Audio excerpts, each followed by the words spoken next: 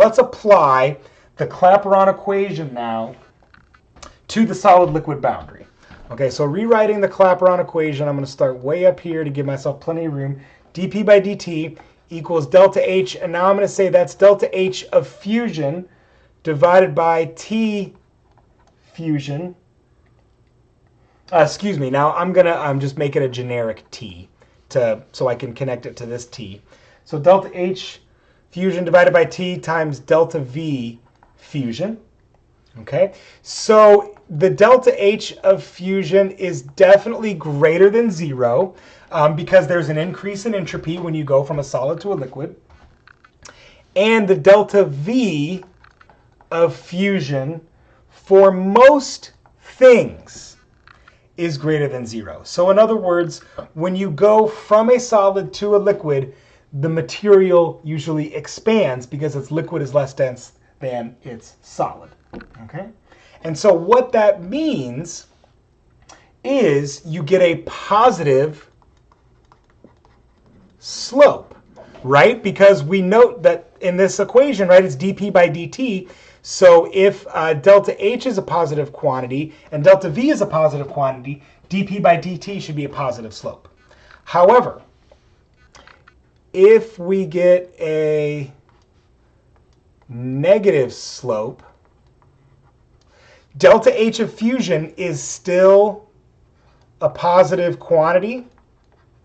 So that means that if we have a negative slope, it has to be because the delta V of fusion was negative.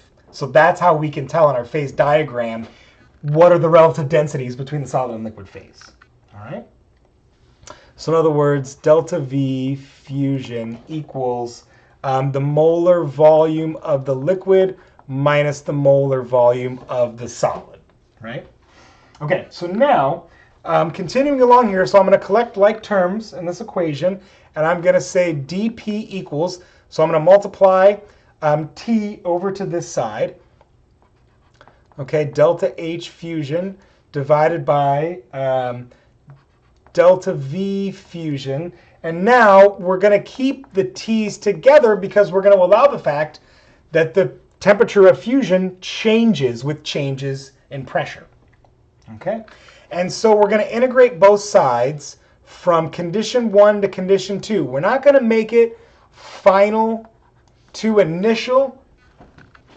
We're going to make it 1 and 2, and that's done as a means of a convention. Okay? We could say final and initial, but typically in phase equilibria, the 1 and the 2 is used instead of final and initial.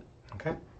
And you notice because I took delta H of fusion and delta V of fusion outside of the integrand, for this derivation, we're going to say assume that those don't depend on temperature.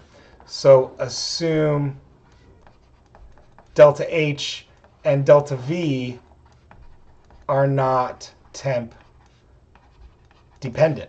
They are, as it turns out, and we would need to have some equation of H versus T and V versus T.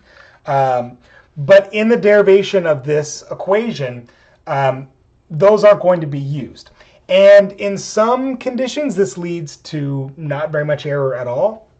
In other conditions, this leads to a lot of error. So I'll talk about when that happens. Okay? So now, but when I integrate this, what I get here is P2 minus P1 for this, right? And then over here, I get delta H fusion divided by delta V fusion. And you recognize that's going to be a natural log of T2 over T1. Okay?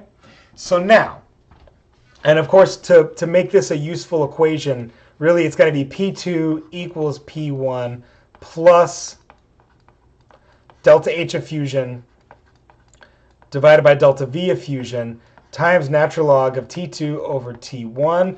Let's talk about units. Okay? So if delta H is in joule per mole, then that means delta V has to be in cubic meter per mole. Okay? Because a joule divided by a cubic meter equals a Pascal. All right? There's no other way around it, folks. I know we've been having a hard time with units this semester, but if you use joule per mole and cubic meter per mole, so because, right, remember, this is molar volume we're talking about, then your pressure units are in Pascal. Okay? And so now what I also want to point out is whatever T1 is, P1 has to match that. And whatever T2 is, P2 has to match that.